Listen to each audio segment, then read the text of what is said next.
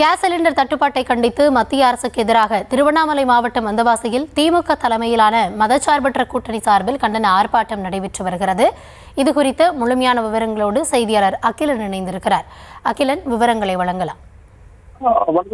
திருவண்ணாமலை மாவட்டம் வந்தவாசியில் மத்திய அரசு சிலிண்டர் பற்றாக்குறையை கண்டித்து கண்டுகொள்ளவில்லை என கூறி தாரை தப்பட்டை முழங்க சிலிண்டரை பாடையில் ஏற்றி ஊர்வலமாக வந்தவாசி எம்எல்ஏ தூக்கி வந்து நூதன முறையில் ஆர்ப்பாட்டத்தில் ஈடுபட்டார். வந்தவாசி சட்டமன்ற உறுப்பினர் அம்பேத்குமார் தலைமையில் திமுக, அதன் கூட்டணி கட்சிகள், விடுதலை சிறுத்தைகள், தேமுதிக, கம்யூனிஸ்ட் கட்சிகள், முஸ்லீம் லீக், மனித மக்கள் கட்சி உள்ளிட்ட பல்வேறு கட்சிகள் ஒன்றிணைந்து வந்தவாசியில் நூதன முறையில் ஆர்ப்பாட்டத்தில் ஈடுபட்டனர்.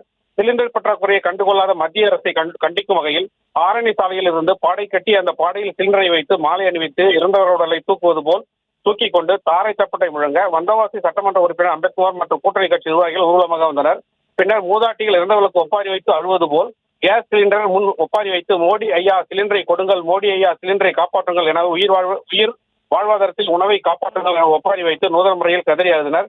இந்த ஆர்ப்பாட்டத்தில் திமுக மற்றும் கூட்டணி கட்சி நிர்வாகிகள் 300க்கும் மேற்பட்டோர் பங்கேற்றனர். கௌதமி.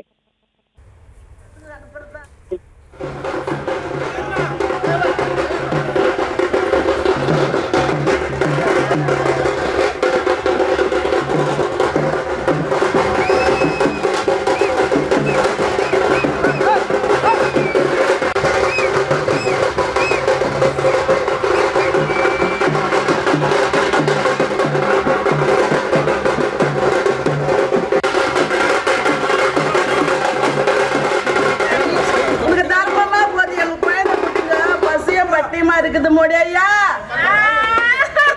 ஒரு மாலை கட்டி ஒண்ணு போறோம் சாமி. என் குழந்தைங்க அழுவுது, பள்ளிக்கூடம் வேலைக்கு போறதா, நாங்க பள்ளிக்கூடத்துக்கு அனுப்புறதா, சாப்பாடு இல்ல தயிக்குது ஐயா. மோடி ஐயா, உனக்கு தர்மமா போத ஐயா, தர்மமா போத ஐயா.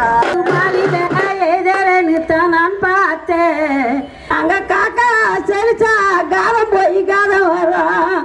நான் கள்ளி செலிச்சேனா எங்க போய் வருவோம்பா, நான் குழந்தை செலிச்சேன்.